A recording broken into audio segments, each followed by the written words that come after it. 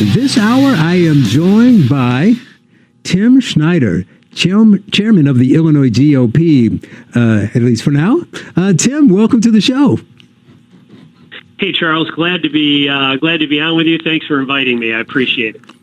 Well, hopefully we can learn a lot, have a little fun here. I wanted to bring you on to get a little inside baseball and get your perspective on what's going on now with the election cycle that's, I think is ending. I don't really know what's going on there. Maybe you can tell me that and get your ideas of what's going to happen in the future. But, you know, last week you had a really big announcement, so we'll get to that. But first, I want to start with the basics. I want to I want you to tell the listeners what it is the chairman of the party does. Because I think that some people are confused. So some people say that you didn't do enough of this, or you do too much of this, or they should have. Why didn't they do this? But they don't really know what the purview is. So let's start there. Just what it is that the chairman is supposed to bring to the party.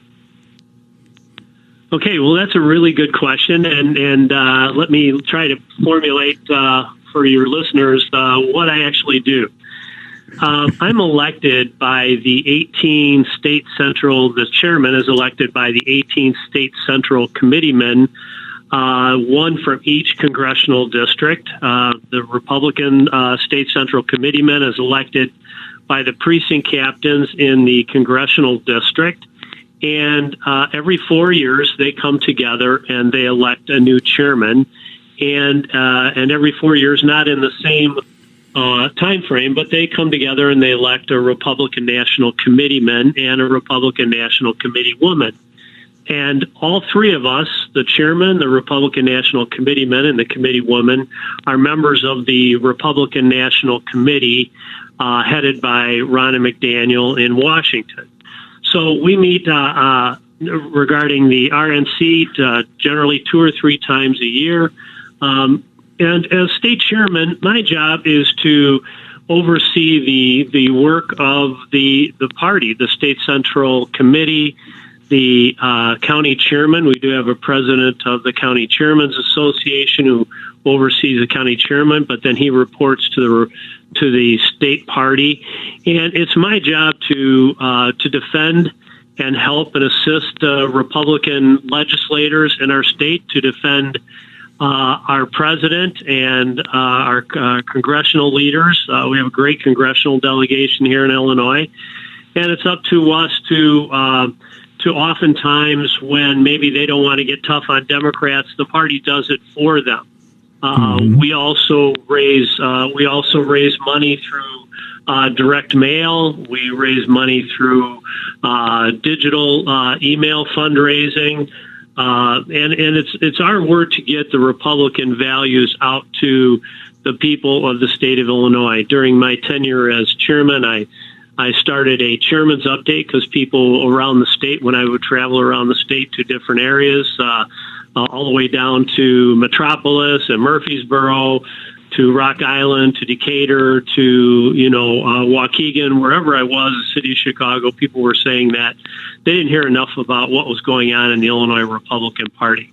So I started a chairman's update, which is now read by nearly 22,000 people every Friday, and it gives them insights as to what has been going on a state level and a national level with the Illinois Republican Party.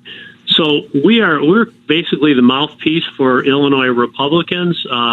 It's my job to assist our grassroots, to assist our elected officials to get the word out about what the Republican Party is doing. We generally don't, Charles, which is kind of a misnomer. We don't actually contribute to individual campaigns.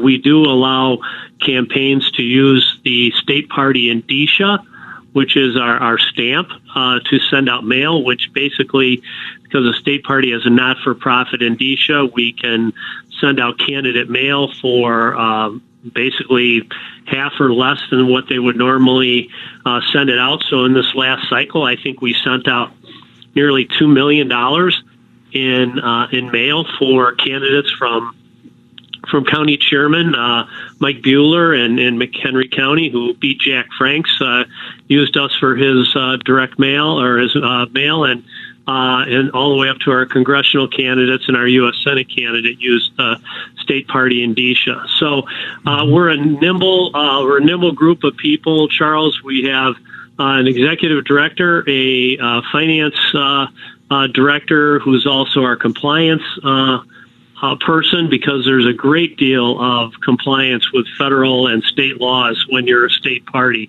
There's limits to what you can raise in contributions, and we have to be very careful that we don't have any FEC violations. So when I came in, we had 2 or 3 FEC violations, and since I've been chairman, we've gotten out from under those, and we've had none in the 6.5 years that I have been the state chairman. And to that point, state chairman nationally throughout our country in different states generally lasts less than 2 years. So I've been a state chairman for 6.5 years, and your listeners should know that the majority of state chairmen are paid, full-time paid employees. I'm an unpaid state chairman. So I do this because I believe in Republican principles, I believe in Republican ideas, and I believe in moving the Republican Party forward and putting down Governor Pritzker and Mike Madigan. And I'll leave it at that. And ask another question. I've gone on for quite a while. No. I mean, that's the setup. So we need to get all that out there before we get to particulars. And that's important, too. You say 6.5 years, so you've been there for 2 presidential elections. So, you can answer specifically with what you've done, or you can talk about it from an Illinois standpoint, but I'm kind of a macro guy, so I'm looking at things just across the board, Republican and GOP in general, and what's happening in the country. And it seems like there's a lot of strife amongst Republicans, and this divide may have increased with Trump, but it seems to have been brewing for a while. So why is that? Why is there so much contention in the party? Well, I think it's a really good question, Charles. And I've spent my 6+ years as a state party chairman trying to bring everybody together under one tent, because we don't all think the same way. We have Republicans who are vehemently supportive of our president. We have Republicans who don't necessarily support our president. I happen to support him a great deal. I believe in our president. I trust in our president. But those who don't necessarily feel that way, I want to continue to bring them into the party. We have Republicans in Central and Southern Illinois we've gained a number of Republicans in Central and Southern Illinois. It's a Republican stronghold now because of the number of people who support President Trump. Whereas up here in Cook and the Collar counties, people aren't as likely to be supportive of the president. And I think a lot of that has to do with misrepresentations of our president. And the people up here sometimes think that they don't like his tone, they don't like his rhetoric, they don't say he's presidential enough. I'd like to say that, well, you might be right about that, but look what he's done for our nation, and look what he's done for our country. Who would have thought that the stock market would be really at 30,000 after a pandemic? I mean, this is unprecedented. The economy is still steamrolling. I know that, and we can talk about this. What people are suffering under Pritzker's lockdowns and so forth a little bit later. But our economy, were it not for COVID, would be off the charts. And considering where we were under President Obama, leaning towards China being the largest, most powerful, and economically developed country in the world, to what the president has done to bring our country back to where it should be and where it needs to be. He took out Soleimani. He got out from underneath the Iran nuclear deal. He's protecting our borders and providing border security so that the people that come into our country are those that we want in our country, and we're not allowing terrorists and drug dealers and human traffickers into our country. And, right. So Tim, we're coming up to a break, and I want to continue on that and talk about. So you talk about there being strife, but talk about, can you unify the party and how, not you specifically, but can it be unified and how? Because on the national landscape, the Republicans seem to be doing well locally in congressional races, but struggling statewide and in an uphill battle in presidential elections. So I want to talk about that on the other side with Tim Schneider, chairman of the Illinois GOP. You're listening to The Charles Love Show on AM 560, The Answer.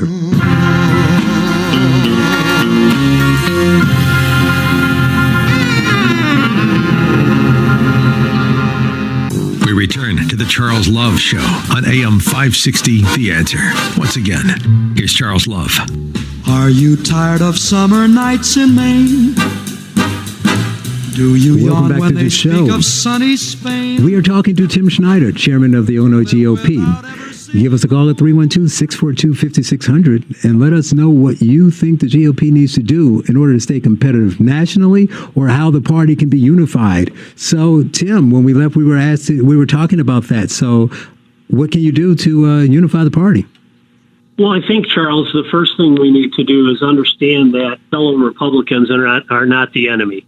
The enemy is the Democrats. The enemy is J.B. Pritzker, who's locking down our state, not protecting the most vulnerable and elderly to the extent that he should. Seeing things happen in our veterans' homes is disgusting to me. And what Mike Madigan has done to cripple our state, create $135 billion pension liability, the highest property taxes in our nation. I think what Republicans need to do is come together and center on what we understand to be wrong with the state of Illinois, and that's Democrat rule, and work together to fight that. And we shouldn't be fighting amongst each other because, I believe in the golden rule that says that if you're 80% with somebody, you should be with that person. You're not 20% against that person. And we shouldn't be fighting other Republicans.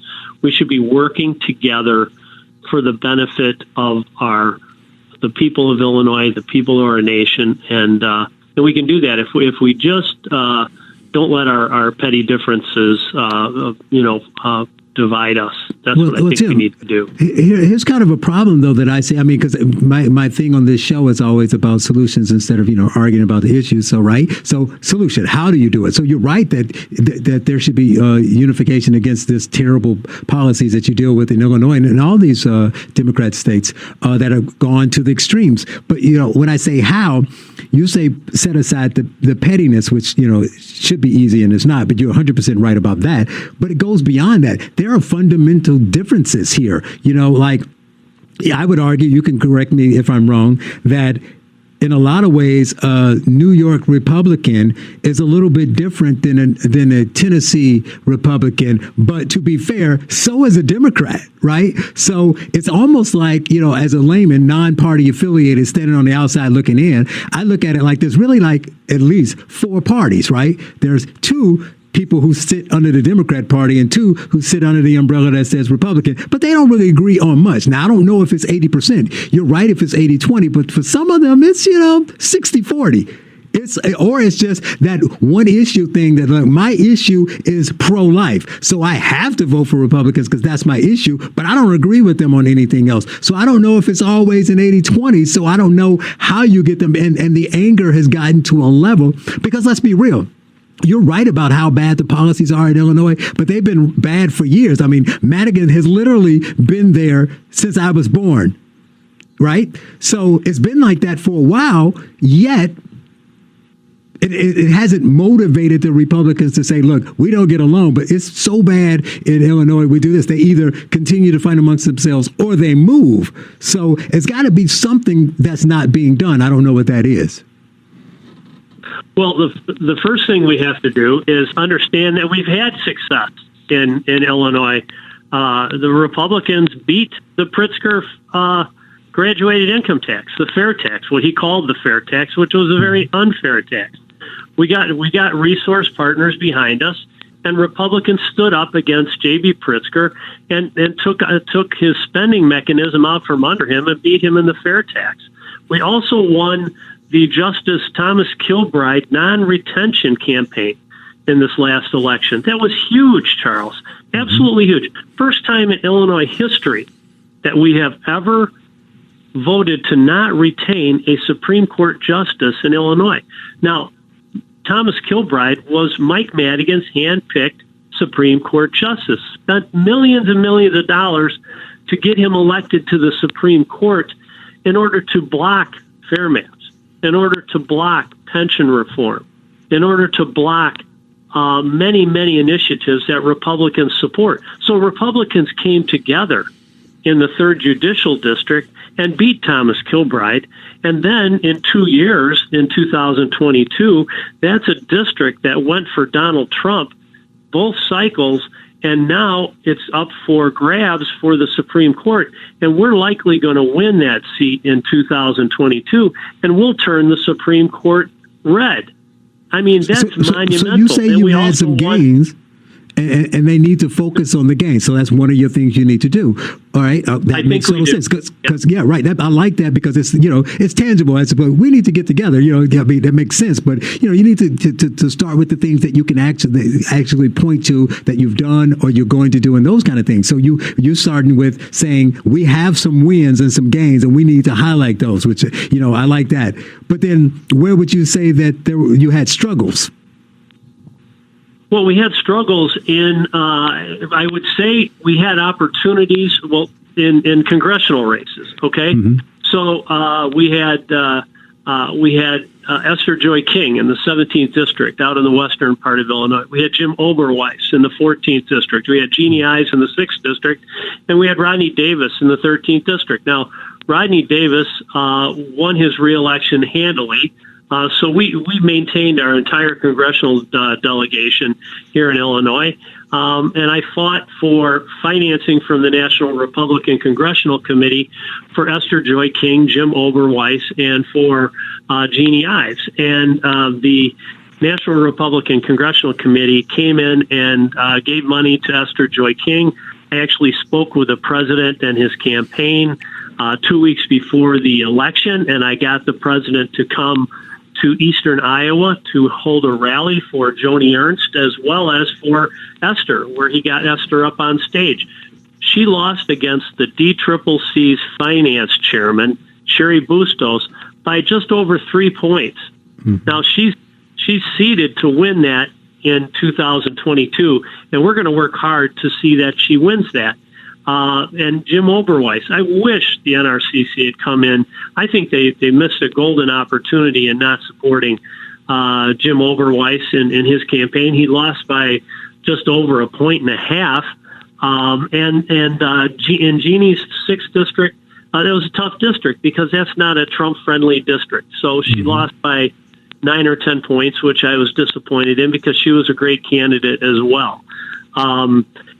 So those were our disappointments. We lost some county races, but state party didn't play in county races. We do spend a great deal of time training precinct captains, giving them the ability to understand the RNC data. We have the greatest data program in the country at the RNC. Basically, and I want to explain to you what that is. We basically know anywhere from 250 to 300 things about every voter in the state of Illinois. So therefore, when we go up to a door, everyone has a score. And we know what their score is, if they're leaning Republican, if they're a hard Republican, if they're leaning Democrat, or if they're a hard Democrat, or if they're right there in the middle as an independent. Not only do we know that, we generally know in many cases what their biggest single issue is. And so we have people that we can train to go up and knock on those doors and engage people with what is important to them. So we need to continue to build on that momentum and win these. I think we had a terrific cycle this time, winning in addition to the two things I mentioned, we won a Supreme Court race in Southern Illinois that was in jeopardy because the trial lawyers came in at the last minute. We have a great opportunity in 2022 with the destruction that's going on in the Democrat Party and all the indictments going on, Charles. Who could trust a Democrat in the state of Illinois? I beat my head against the wall every day wondering why, as you said earlier, how could people vote for Democrats here in Illinois? It's the most corrupt party. It's a crime. As a crime organization masquerading as a political party. These people are there to enrich their own lives. Right. I would like to get your thoughts. We may have to you put it out there and let you think about it on the other side. It gives you some minutes to put your brain in this one, because this is a big one. I personally think one of the struggles the GOP has nationwide, and I said that when I moved to Illinois for 10 years, I screamed at every conservative who would listen, every Republican, everybody elected official, and said, you cannot maintain any growth long term if you cede the big cities. And what I find is that they just know that they're going to lose, and they kind of give up and walk away. And without that, we continue to struggle where you don't need to. And I want to know your thoughts about, do you think that that's an issue, and what you think the GOP can do about it? More with Tim Schneider, chairman of the Illinois GOP, on the other side. You're listening to The Charles Love Show on AM 560, The Answer.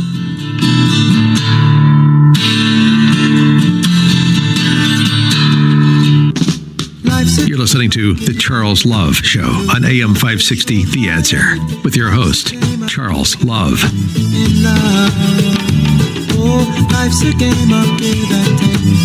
Welcome back to the show. We are talking to Tim Schneider, chairman of the Illinois GOP. Give us a call at 312-642-5600 and let us know how the GOP should advance after this election cycle, and how to unify the party. I left with a pretty tough question, but you had a couple minutes to think about it, and wanted to hear your thoughts on the struggles in the big cities. Well, Charles, thanks for that question. It's a very important question, because what we need to do as Illinois Republicans and national Republicans is to engage minorities at a much higher level. We don't need everybody in the Republican Party to look like me. A middle-aged white male. I gotta stop you there. I gotta stop you there, Tim. I gotta stop you there, because this is my wheelhouse. Okay. Culture and race is my wheelhouse. You're not wrong, but you're not right. I really don't care, to be honest. I don't think that the Republicans need to play in the game of the left on that regard. I don't care how many people in the party is white. All of you can be white. What you can't do is not engage, right? You need to have your platform strong, and you need to go into the community and say, this is what we believe. Do you believe it or not? If not, kick rocks. I don't need you to put a black face on and do it, because people will look at it and say, you're just coming here because of that. Or are they going to just call that black guy and Uncle Tom and all that foolishness, which is silly? So the engagement is you're right about that part, because let's be real, it was zero until Trump. So the question will be, you're right. And he proved that it worked, because they called him Hitler every day, and he grew his numbers from 16. So why is it that we haven't done enough before, and what we should do going forward? But don't put it on what people that look like you, because then you got to use the Democrats and the left's tactics, but you don't, because you can't run from their argument, but don't buy into the part that makes no sense. So it doesn't matter what you all look like. The minorities will come when your platform makes sense and they believe it, and you're open to them, and you talk to them like regular people, and they don't think that they're being patronized to like the left does. So don't focus on what you look like, but you have to go there, and you haven't been. No, you're absolutely right to a point, but I don't agree 100% that we don't have to engage and we have to recruit more African American and Hispanic and Asian candidates. We need to do that. Oh, from we need to show that we're willing to.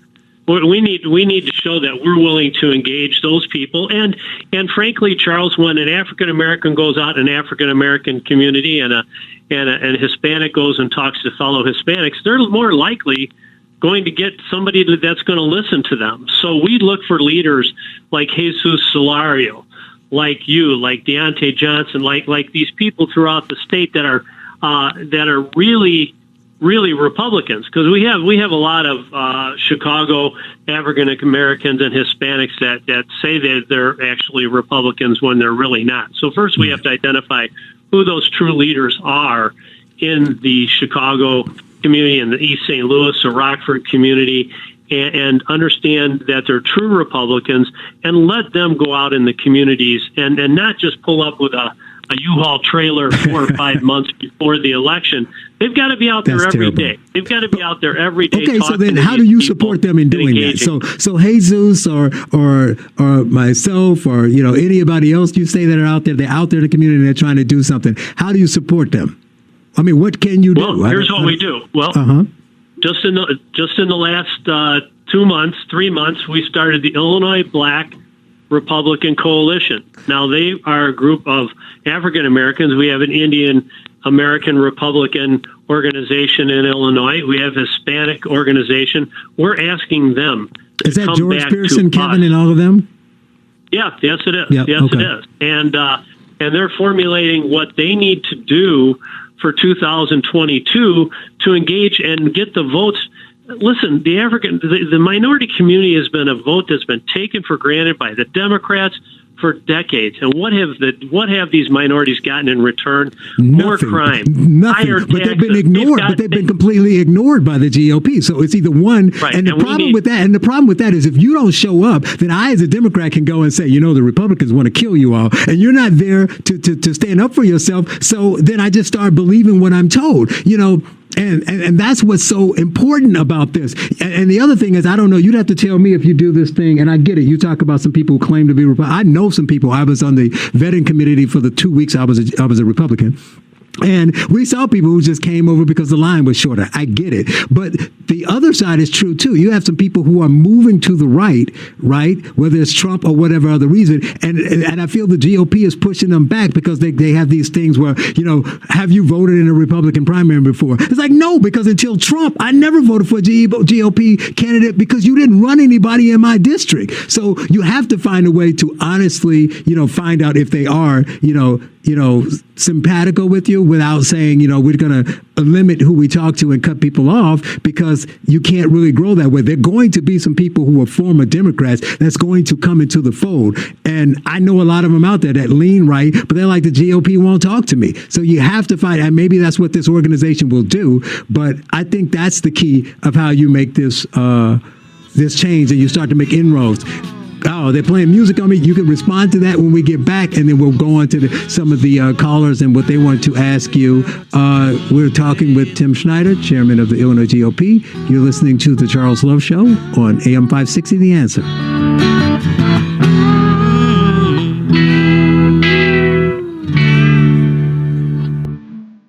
Now, more of The Charles Love Show on AM 560, The Answer, with your host, Charles Love.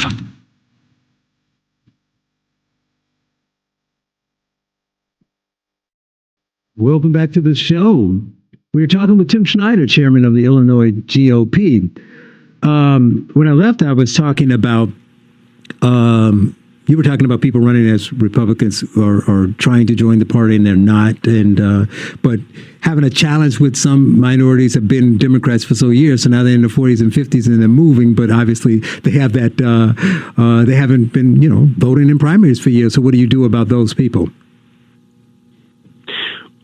Well, first of all, I was one of the things I was most disappointed in the president looking as though he won't be reelected, which I'm very disappointed in, was the fact that the president was engaging with particularly African Americans with the First Step Act, with the permanent funding for the historically black colleges and universities. This is a man that he when he says he's going to do something, promises made, promises kept. And I was hoping that he could build on that in a second term. But we as Republicans need to take that mantle and build on it for him. If he isn't able to earn another term here, he's earned it for sure. But if when you've got the media and you've got lies about Russia hoax and everything else, I'm surprised it was as close as it was, to be quite honest with you. But anyway, Republicans need to engage people like this coalition that we have with the George Pearsons, the Kevin Suggs, the people like yourself, Charles, to the Chuck Wheeler, who unfortunately passed away 3 weeks ago of COVID, which was very tragic for us. He was a deputy state central committee member, one of the leaders of our party.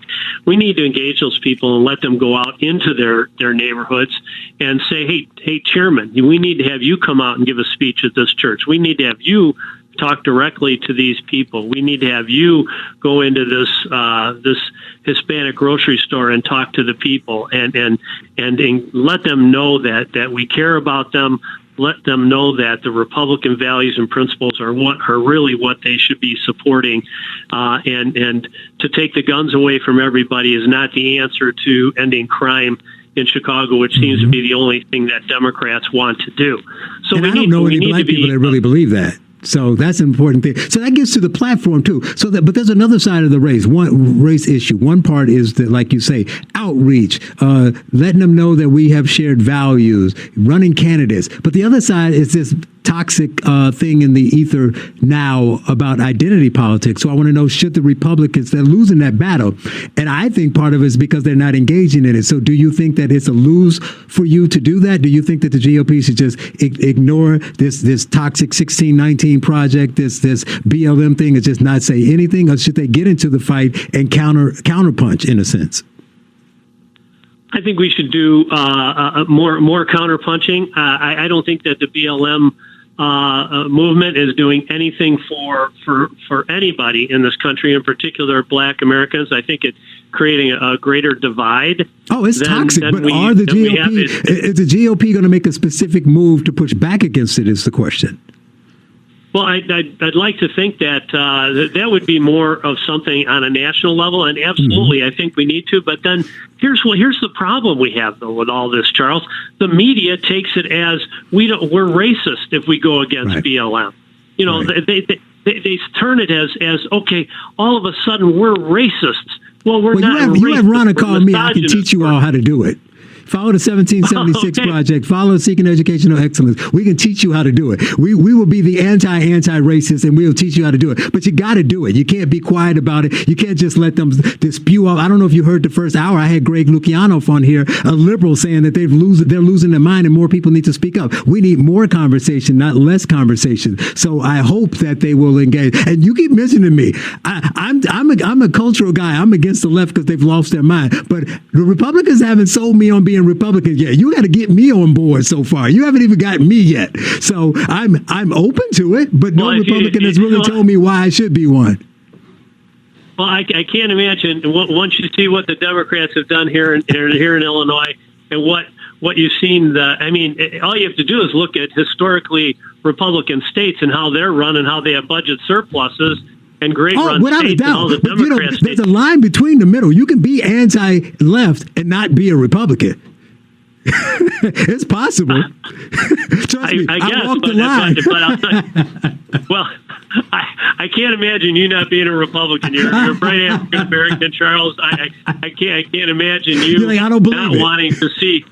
But I can't imagine you not wanting to see a better future for yourself, your children, and your grandchildren, and that's going to only be done. I do. The GOP hasn't convinced me they're going to give it to me. Well, because the GOP has turned into John Kerry when he ran for president, just saying, "I'm not Bush." I don't know. What you got, John? I'm not Bush. That's all I got. You got to have more than "I'm not Madigan," who is horrible, by the way. I agree with you, but you got to have. This is what I stand on. This is what we stand for. That platform needs to be tighter. You need to say these are the. We need 15 things because nobody's going to pay attention. These are the 4 things we stand for. We're going to say it every time we speak. We got T-shirts with it on it. This is all we're saying. Prosperity for your family. The left is crazy. Race-focused movements will hurt the country, and whatever your next thing is. You need to simply, condense it down to 4 things and then say it over and over. They call you a racist. Say it again. That's how you get me and my other black people on board. You're preaching to the choir on that because messaging is something that I've been talking about for 4 or 5 or 6 years. That we do a terrible job of messaging. First of all, the media doesn't help us, but we don't do a good job messaging ourselves. And here's where the divide comes in. Sometimes the messaging in Northern Illinois is different than the messaging in Southern Illinois. But I can't say I'll do it for free, but I can do it for a discounted price. If you come to me, I can help you on the messaging. Next, our final segment with Tim Schneider, chairman of the Illinois GOP. You're listening to The Charles Love Show on AM 560, The Answer.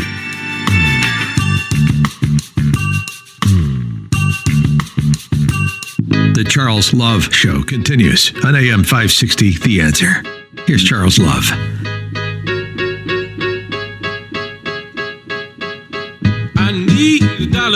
Welcome back to the show. Maybe I'll get that dollar from Tim Schneider, state chair of the Republican Party, give him some messaging advice. But I want to end this last segment with your thoughts on the election results. Both, do you think Trump was cheated? Do you think the Republicans supported him strong enough in his fight to try to get that overturned? And where you see a Biden administration going? Well, that's a lot to put into a last segment, but I'm going to try. You got 3 minutes. You got 3 minutes. Well, I think the president had Republican voters come out and vote in great numbers for him. I think he should have won this election. I believe the election was taken from him, and unfortunately, I don't know that at this point he has done everything he possibly can to take his case to the Supreme Court, to state courts, and nobody has been willing to listen to him. There's no question that ballots were improperly cast and that weren't dumped, and there wasn't ballot harvesting going on. But the fact of the matter is they haven't been able to prove their case, and unfortunately, I believe we're getting down to the 11th hour, and I think as much as I hate to say it, and some of your viewers hate for me to say it, it looks like we're moving into a Biden presidency, and unless we take the Senate, we continue to keep the Senate.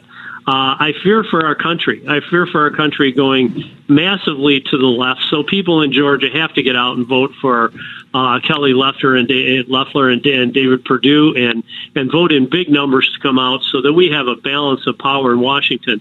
Because if you've seen what Joe Biden has done in the time he was a vice president, he said many of the things he wants to do as president are exactly what Trump was doing. And many of the things he wants to do, why didn't he do it in the 8 years he was vice president, along with President Obama? I mean, it's ridiculous. I don't see. And the bigger problem is he's going to get pushed by the left. So whether we think he's a moderate or not, which I don't think he is, but even if he were, there's too much pressure from the left going against him, and it's going to go that way. So I started off the show talking about your big news. So I was going to say whether GOP can go after this, but they'll have to go without you because you resign your position. Well, I am transitioning out, Charles. I have not resigned yet. I put in place a process. So no, there's a difference there. There was going to be an election, and I said no. I think the Republicans in Illinois deserve to have anybody who's interested in the position to step forward, to have the state central committee interview those people, and then select a new chairman for the state party. Because frankly, we have an unbelievable opportunity in 2022. We can take the governor's mansion back. We won House seats this year when we were outspent 5-1. We could take back the House in 2022. We can win the governor's mansion. We can take over the Supreme Court, and we can have term limits. We can have pension reform. But we have to come out in big numbers, and a new chairman is going to have to and bring everybody together. Well, we're never going to be there 100%, but I do. Right. One thing the Democrat Party does is they stick together. I can tell you, Nancy Pelosi's probably not real fond of the AOCs and the Ilhan. We just have a couple of seconds here. I have to at least thank you for your time. Thank you for coming on. And I think the GOP has an opportunity. It needs to take it because it's a pendulum. And if they go too far to the left, it will swing back. You all, whoever's in charge, needs to be prepared for that change and be ready to move the party forward. Thank you again for your time.